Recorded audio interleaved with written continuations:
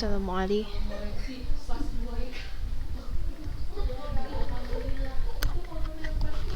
Aduh, Kak, Nek, ambilin tas Rahma, Nek. Kak, ambilin tas Rahma, Kak. Kak, tas Rahma, Kak.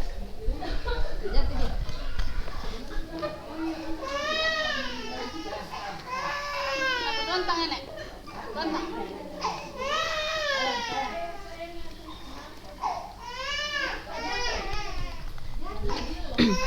Assalamualaikum warahmatullahi wabarakatuh. Salatu wassalamu ala asrafil anbiya'i wal mursalin wa ala alihi wa sahbihi ajma'in, amma ba'd. Anak-anak ustazah yang dirahmati Allah subhanahu wa ta'ala dimanapun berada, marilah marilah kita panjatkan puji syukur kita kepada Allah subhanahu wa ta'ala, yang mana pada hari ini kita masih Allah beri nikmat iman dan Islam, sehingga pada hari ini kita masih melaksanakan kegiatan pembelajaran walaupun daring, dan juga kita dapat melaksanakan ibadah-ibadah yang mendekatkan diri kita kepada Allah subhanahu wa ta'ala. Dan tak lupa, marilah kita curahkan salawat dan salam kita kepada Nabi kita, Nabi Muhammad Rasulullah SAW, yang mana insya Allah syafaat beliau yang kita harapkan di hari yang kemudian nanti. Dan semoga salawat itu tercurahkan kepada istri-istri beliau, sahabat-sahabat beliau, dan juga putra-putri beliau. Amin, Allahumma amin.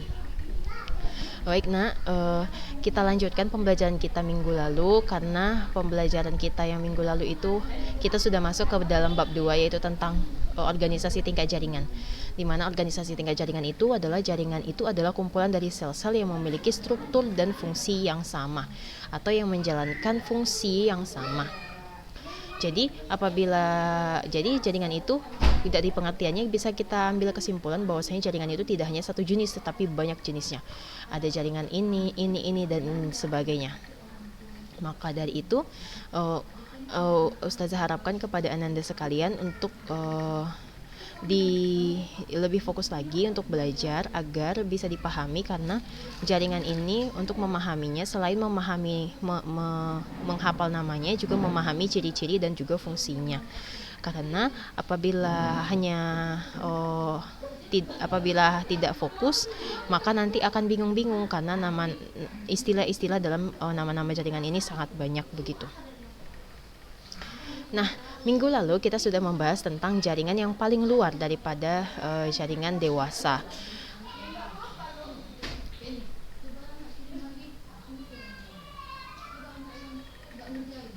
Nah, pada minggu lalu kita sudah membahas jaringan yang paling luar daripada jaringan dewasa atau jaringan permanen, yaitu jaringan epidermis di sini, atau jaringan paling luar, atau bisa dikatakan bahasa awamnya adalah kulit luar dari si tumbuhan itu. Minggu lalu juga Ustaz sudah menjelaskan tentang jaringan meristem atau jaringan embrional pada jaringan tumbuhan, di mana jaringan ini adalah kumpulan sel pada masa-masa tumbuhan itu masih dalam fase pembelahan atau fase embrional, fase embrio begitu. Sedangkan jaringan dewasa adalah jaringan yang terbentuk dari jaringan yang bersifat non-meristematik, yaitu tidak tumbuh dan berkembang lagi, sehingga sudah terjadi diferensiasi atau dia memiliki fungsi-fungsi dan struktur yang memiliki struktur dan fungsi masing-masing pada jaringan itu. Minggu lalu Ustaz sudah menjelaskan tentang jaringan epidermis. Nah, sekarang dan juga tentang derivat-derivatnya. Derivat dari epidermis itu diantaranya yang Ustaz sudah jelaskan adalah stomata atau mulut daun, di mana stomata atau mulut daun ini adalah celah pada jaringan epidermis yang dibatasi oleh dua sel penjaga, di mana yang namanya sel penjaga itu adalah ini yang mengapit daripada si stomata. Nah, ini disebut dengan sel stomata. Nah, sel di antara atau sel yang mengapit antara kedua sel penjaga itu disebut dengan sel tetangga. Nah, ini ketiga sel ini memiliki fungsinya masing-masing. Itu derivat yang pertama dari epidermis. Derivat itu maksudnya adalah diferensiasi atau dia itu adalah diferensiasi daripada si sel epidermis. Kan sel epidermis itu tadi dia sel-sel yang berbentuk persegi panjang selapis. Nah, stomata ini adalah diferensiasinya. Trikoma ini atau trikomata ini adalah diferensiasinya. Diferensiasi itu maksudnya adalah perubahan. Bukan perubahan bahasanya. Dia itu adalah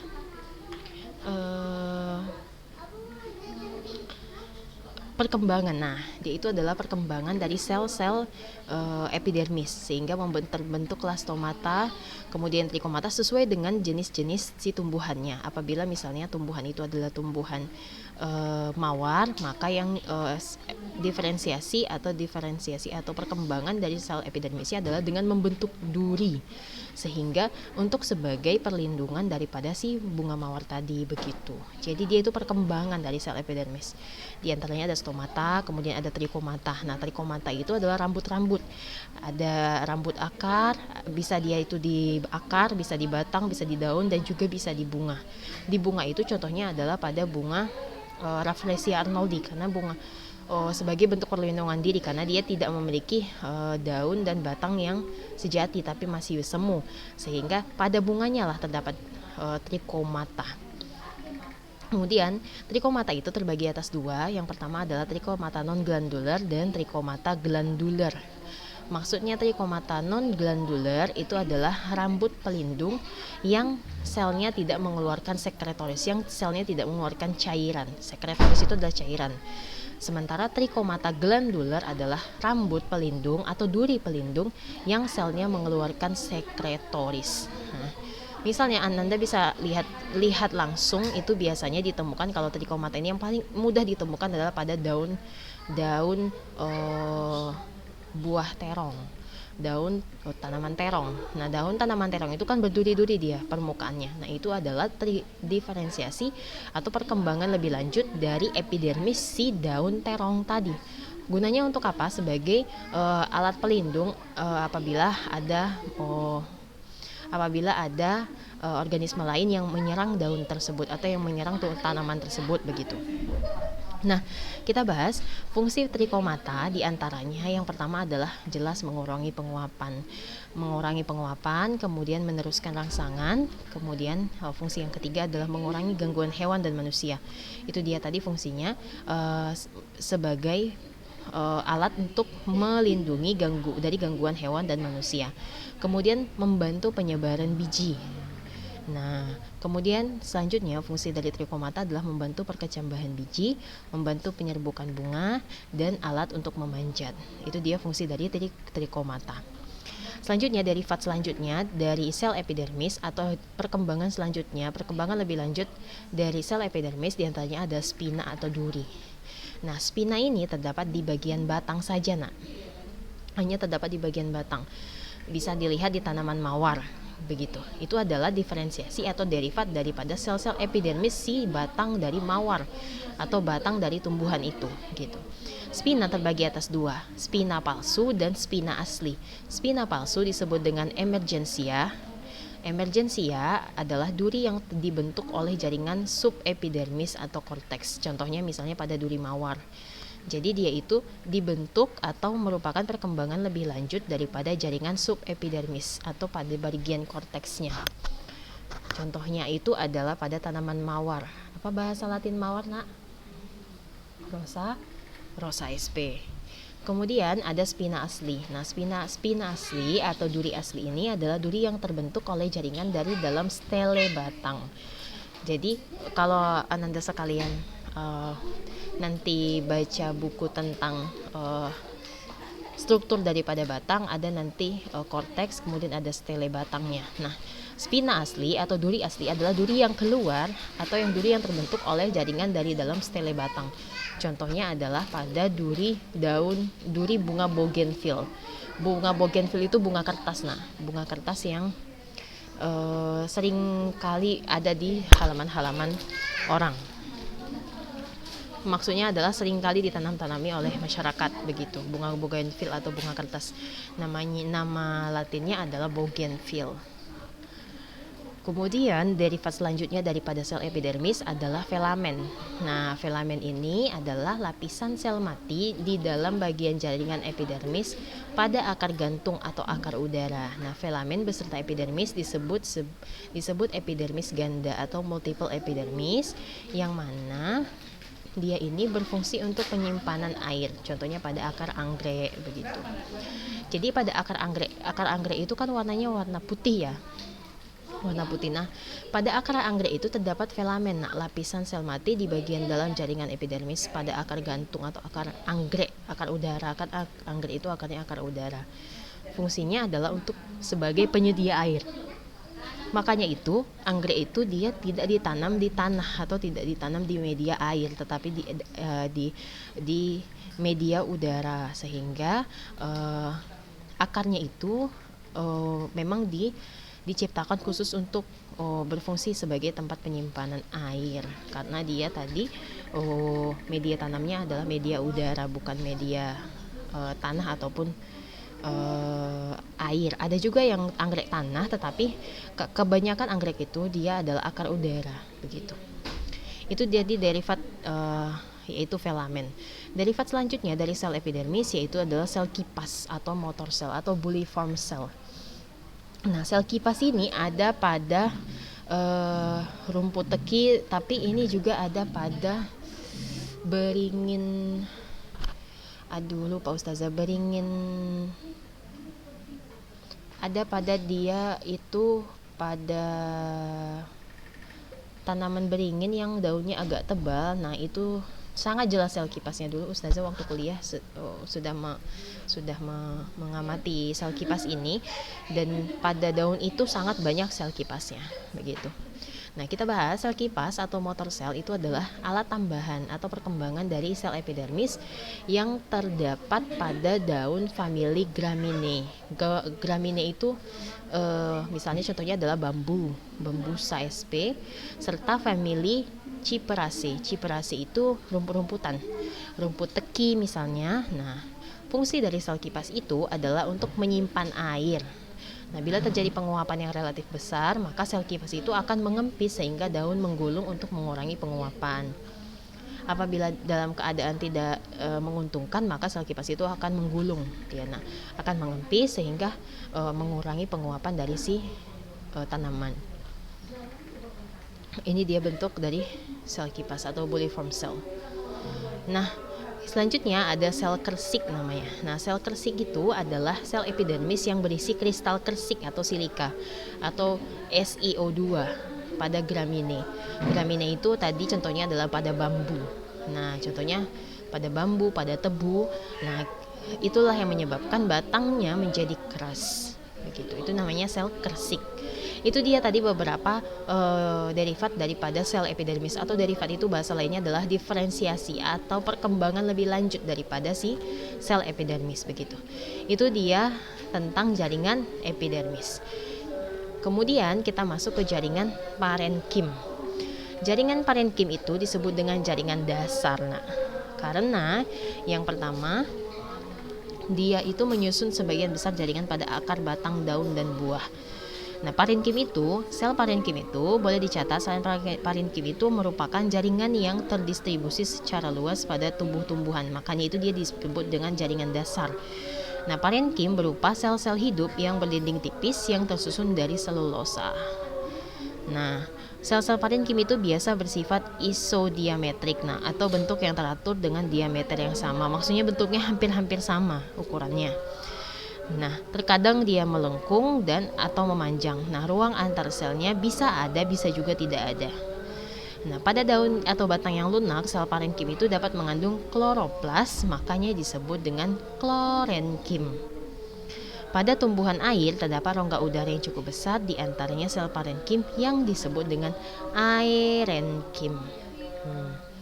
Nanti ada dia parenkim air atau aerenkim. Nanti ada dia, ini dia parenkim udara atau aerenkim, dan juga ada parenkim yang mengandung kloroplas atau parenkim asimilasi atau klorenkim namanya. Nah, pada tumbuhan herba kecil, parenkim itu membentuk sebagian besar tumbuh-tumbuhan. Parenkim ditemukan pada korteks, empulur, jaringan dasar atau tangkai, jaringan dasar pada tangkai, kemudian mesofil daun, dan juga berkas vaskular. Makanya itu tadi dia disebut jaringan dasar atau jaringan yang mengisi hampir 80% tumbuh-tumbuhan itu, begitu. Nah, sel-sel parenkim itu melakukan berbagai fungsi, diantaranya sebagai penyimpanan makanan atau penyimpanan gula, begitu.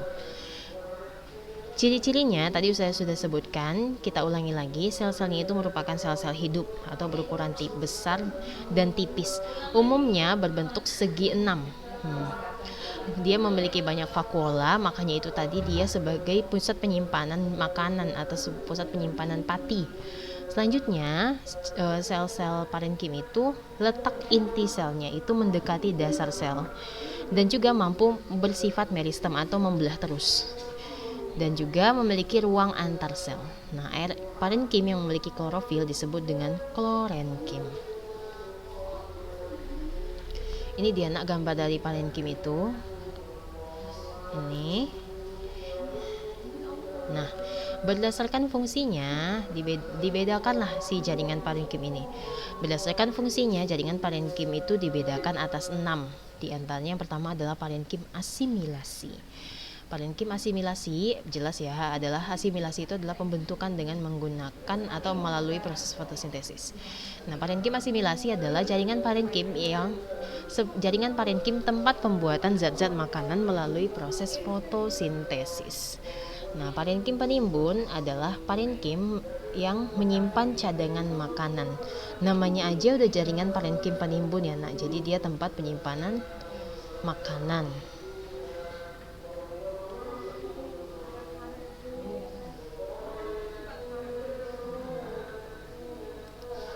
Selanjutnya ada parenkim air atau parenkim yang berfungsi untuk menyimpan air. Contohnya adalah pada tumbuhan xerophyt. Tumbuhan xerophyt itu sel-selnya besar, dindingnya tipis, vakuolanya besar di tengah berisi air. Contohnya itu adalah pada tumbuhan kaktus. Tanaman xerophyt adalah tumbuhan kaktus. Selanjutnya ada parenkim pengangkut. Nah, parenkim pengangkut ini adalah parenkim yang berfungsi di sekitar xilem untuk mengangkut air dan zat-zat hara atau air dan zat-zat hara yang ada pada tanah di sekitar, dan terdapat juga di sekitar floem untuk mengedarkan zat makanan hasil dari fotosintesis. Itu disebut dengan parenkim pengangkut. Yang kelima adalah parenkim udara atau aerenkim. Tadi ya, aerenkim. Fungsinya adalah menyimpan udara karena ada ruang antar sel yang besar untuk tempat akumulasi udara. Contohnya adalah tumbuhan hidrofit atau tumbuhan eceng gondok. Gunanya untuk apa? Sebagai agar mengurangi penguapan. Selanjutnya adalah parenkim penutup luka, di mana parenkim penutup luka ini adalah parenkim yang memiliki kemampuan regenerasi dengan menjadi embryonal kembali, disebut dengan velogen atau cambium gabus. Nah, jadi ketika Ananda sekalian, coba perhatikan ketika Ananda sekalian tidak sengaja melukai tumbuhan atau menyayat suatu tumbuhan itu, maka dia akan luka. Nah, maka beberapa hari kemudian, 3 hari kemudian atau beberapa hari kemudian, maka parenkim yang luka tadi akan mulai tertutup. Luka si tumbuhan tadi akan mulai tertutup. Itu kerja dari siapa? Kerja dari parenkim penutup luka. Dan dibantu juga dengan beberapa hormon. Nanti di kelas 12 akan dipelajari hormon luka namanya. Hormon luka atau hormon yang berfungsi untuk menutup luka pada tumbuhan. Gitu. Kemudian tadi adalah jaringan parenkim dan juga ciri-ciri beserta fungsi-fungsi dan jenis-jenisnya. Nah, sekarang kita bahas tentang jaringan penyokong atau jaringan penguat.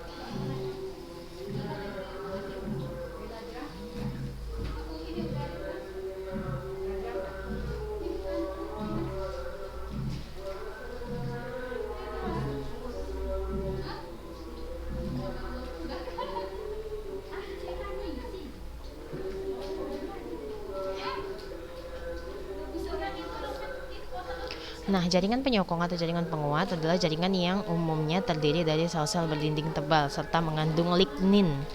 Nah, jaringan penyokong atau penguat ini disebut dengan jaringan kolenkim. Nah, kolenkim itu dia itu ciri-cirinya adalah terdapat pada organ tumbuhan yang masih aktif tumbuh dan berkembang. Kolenkim dia, jaringan penyokong atau jaringan penguat. Nah, kolenkim ini tersusun dari sel-sel kolenkim terletak di bawah epidermis batang. Kemudian di tangkai daun, di tangkai bunga, ibu tulang daun dan jarang pada akar. Makanya itu tadi antara keduanya yaitu jaringan parenkim dan jaringan kolenkim itu merupakan jaringan dasar. Kalau di buku kalian, di buku yang sudah dibagikan itu ada jaringan sederhana namanya. Jaringan sederhana itu adalah jaringan dasar. Ada dua yaitu kolenkim dan ada tiga yaitu parenkim, kolenkim dan sklerenkim. Tetapi berdasarkan fungsinya, Ustazah bagi lagi dia jaringan parenkim itu adalah jaringan dasar dan jaringan kolenkim itu adalah jaringan penguat atau penyokong. Dan juga jaringan sklerenkim itu adalah jaringan penguat atau penyokong karena fungsinya berbeda. Nah, ciri-cirinya tadi terdiri dari sel-sel kolenkim, kemudian terletak di bawah epidermis batang, tangkai daun, tangkai bunga, dan ibu tulang daun. Jarang ada pada akar. Nah, berdasarkan letak dan bentuk penebalannya, kolenkim itu terbagi atas tiga. Yang pertama, kolenkim angular atau kolenkim sudut. Dia adalah kolenkim yang mengalami penebalan pada bagian sudut-sudut dari si sel. Disebut dengan kolenkim angular.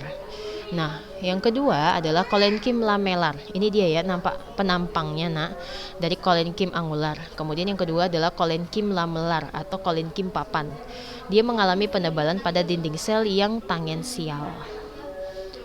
Kemudian ada kolenkim lakunat atau lakuna, dia mengalami penebalan pada ruang antar sel atau pada lakunanya pada ruang antar sel. Jelas ya nak, itu dia jaringan penyokong atau penguat yang pertama yaitu kolenkim. Jaringan penyokong atau penguat yang kedua adalah sklerenkim. Nah, sklerenkim ini adalah terdiri dari sel-sel mati. Dinding selnya tebal dan kuat serta banyak lignin. Tersusun dari dia yang pertama serabut sklerenkim yaitu bentuknya seperti benang panjang. Dibedakanlah serabutnya ini atas dua bagian. Yang pertama adalah serabut sealer dan serabut extrasealer. Ini dia serabut sklerenkim. Dibedakanlah ini menjadi dua, yaitu serabut sealer dan serabut extrasealer. Serabut sealer adalah serabut yang terdapat di jaringan xilem sebagai komponen utama penyusun kayu. Sedangkan serabut extrasealer adalah terdapat di luar jaringan xilem dan bisa dimanfaatkan sebagai tambang. Misalnya tambang untuk tali tambang, karung goni dan lain sebagainya. Itu tadi serabut sklerenkim. Yang kedua, sel sklerenkim itu terdiri atas selain dari serabut sklerenkim, dia juga terdiri atas sklereit namanya. Sklereit atau sel batu. Fungsinya adalah untuk yang pertama, menguatkan bagian tumbuhan yang sudah dewasa. Kemudian dia melindungi bagian lunak yang ada di dalam. Contohnya adalah kulit biji jarak, tempurung kelapa, dan kenari. Makanya itu untuk mudah sih mengamati sel sklereit ini pada mikroskop cahaya bisa diamati. Saya dulu mengamati sel sklereit itu yang ada pada tempurung kelapa. Itu jelas nampak sangat rapat dan sangat kuat ya sel-sel batunya. Kemudian tadi udah jaringan epidermis. Kemudian yang kedua ada jaringan parenkim. Jaringan parenkim. Kemudian yang ketiga ada jaringan penguat atau penyokong. Nah, sekarang adalah jaringan pengangkut atau berkas pembuluh atau berkas vaskular. Berkas pembuluh atau berkas vaskular hanya ada dua, yaitu pembuluh xilem dan pembuluh floem. Pembuluh xilem adalah pembuluh yang mengangkut air dan zat-zat hara ke atas atau ke daun sebagai bahan untuk fotosintesis. Sedangkan pembuluh floem adalah pembuluh yang mengangkut hasil dari fotosintesis atau hasil dari daun ke seluruh tubuh tumbuhan, turun ke bawah. Makanya itu pembuluh xilem itu naik ke atas dan pembuluh floem itu turun ke bawah. Nah, pembuluh xilem dan pembuluh floem jelas dibedakan strukturnya. Kalau pembuluh xilem karena yang diangkut itu cuma satu arah, hanya untuk ke daun saja, karena daun kan tempat fotosintesis, makanya tidak bersekat. Tidak bersekat alirannya satu arah, terdiri dari air dan mineral, tidak bersekat, dinding selnya tebal dengan lignin supaya tidak bocor kiri dan kanan. Makanya karena dia satu arah, hanya langsung ke tujuan. Tujuannya adalah si daun sebagai pusat fotosintesis. Kemudian sesudah terjadi fotosintesis di daun, didapatlah hasil fotosintesis. Itu apa hasil fotosintesis, Nak? C6H12O6 dan O2 dan energi. O2 dilepas ke udara, sementara C6H12O6 akan disebar ke seluruh tubuh tumbuhan itu. Di antaranya, makanya itu pembuluh floem itu dia bersekat-sekat. Tujuannya untuk apa? Karena tadi kan fungsi dari si pembuluh floem itu adalah menyebarkan hasil fotosintesis ke seluruh dari daun ke seluruh tubuh tumbuhan. Makanya dia bersekat. Ada nanti belok ke kiri, ke daun, belok ke kanan, ke cabang, belok turun ke bawah, ke akar dan sebagainya. Makanya itu terdiri dari air dan makanan, sel-selnya bersekat dan alirannya dua arah, ke atas dan ke bawah. Menyebarkan karena tadi fungsi dari si pembuluh floem adalah menyebarkan hasil fotosintesis dari daun ke seluruh tubuh tumbuhan. Kalau dikatakan ke seluruh tubuh tumbuhan berarti kan belok kiri kanan kan. Makanya alirannya dua arah kayak gitu. Itu dia jaringan pengangkut. Kita lihat satu-satu. Jaringan pengangkut ada dua. Yang pertama adalah floem atau pembuluh tapis atau pembuluh pengangkut utama. Dia itu fungsinya membawa hasil fotosintesis dari daun ke seluruh tumbuh-tumbuhan, ya kan? Makanya itu selnya bersekat. Nih, bersekat. Sel-sel penyusun floem itu adalah pembuluh tapis. Dan parenkim floem, serat floem dan juga sel-sel pengiring. Nah, pada floem juga terdapat getah sel, yang mana getah sel itu adalah berfungsi merupakan substansi protein yang mengisi sel-sel yang kehilangan nukleus pada sel-sel tabung tipis. Dan juga terdapat skleroid atau sel batu, yaitu sel-sel yang berukuran lebih pendek daripada serabut atau serat. Itu dia untuk floem. Selanjutnya adalah pembuluh silem atau pembuluh angkut. Ini dia pembuluh silem atau pembuluh angkut. Nah, pembuluh silem itu adalah fungsinya mengangkut air dan mineral dari akar ke daun. Tersusun dari sel-sel pengangkut air, yaitu trakeit dan trakea, parenkim silem, serabut komponen pembuluh, dan lain sebagainya. Masih ada lagi lanjutan itu ya, Nak. Apa itu trakeit? Trakeit itu adalah sel tunggal panjang, ujungnya runcing, air lewat melalui lubang-lubang yang terdapat pada dinding sel.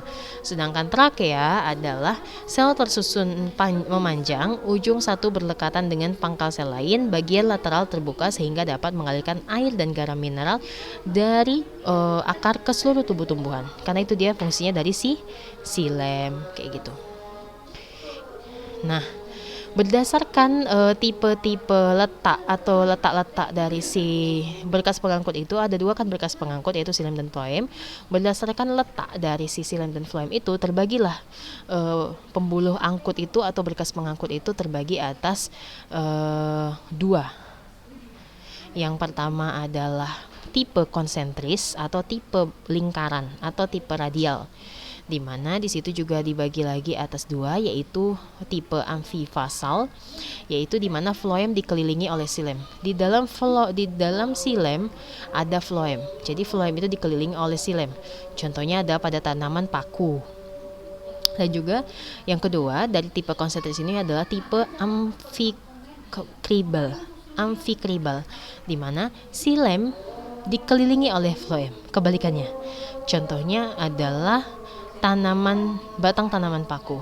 Tadi yang untuk amfifasal adalah akar tanaman paku, sedangkan untuk amfikribal adalah batang tanaman paku. Batang dan akar ya, beda ya, Nak. Kemudian ada tipe kolateral. Tipe kolateral ini maksudnya adalah silem tumbuh ke arah dalam dan floem ke arah luar. Silem tumbuh ke arah dalam, sementara floem tumbuh ke arah luar. Ada tiga, ini yang sering kali masuk ujian. Kolateral terbuka, kolateral tertutup, dan bikolateral. Kolateral terbuka adalah di antara silem dan floem terdapat kambium. Di antara silem dan floem terdapat kambium. Dihafal ya, Nak. Contohnya adalah pada batang dikotil. Berarti kalau dikatakan batang dikotil, termasuk dia tipe berkas pengangkutnya adalah kolateral terbuka. Tipe yang kedua adalah kolateral tertutup, di mana di antara silem dan floem tidak terdapat kambium atau langsung. Makanya contohnya adalah batang monokotil.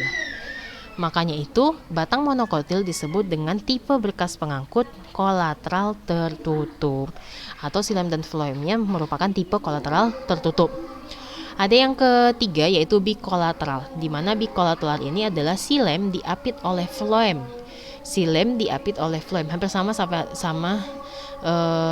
konsentris tadi, tapi beda di strukturnya. Contohnya adalah akar dikotil, batang timun, dan kentang. Begitu. Itu dia untuk jaringan pengangkut atau pembuluh pengangkut atau jaringan pengangkut. Itu saja mungkin pembahasan kita hari ini karena waktunya sudah habis. Ustazah harap untuk materi jaringan ini itu sebenarnya harus banyak-banyak dibaca bukunya, harus banyak-banyak dimurojaah agar ingat, karena banyak istilah-istilah baru yang harus Ananda baca sendiri. Tidak bisa hanya dengarkan dari ustazah saja, tapi dengarkan juga dari literasi yang lain atau buku-buku yang lain sebagai tambahan-tambahan pengetahuan. Mungkin itu saja pertemuan kita hari ini. Ustazah akhiri dengan doa kafaratul majlis. Untuk kuisnya insya Allah nanti ustazah share, tapi ustazah share-nya untuk akhir-akhir ini atau kedepannya sepertinya agak lama, yaitu jam 11-an ustazah share atau jam 12, dan ustazah tambah nanti pengumpulannya di jam 6 atau di jam 4 sore. Itu saja mungkin pembacaan kita hari ini. Semangat terus belajar dan banyak-banyak murojaah atau baca-baca catatan dan baca-baca buku-bukunya. Itu saja ustazah akhiri dengan doa kafaratul majlis. Subhanakallahumma wa bihamdika asyhadu an la ilaha illa anta astaghfiruka wa atubu ilaik.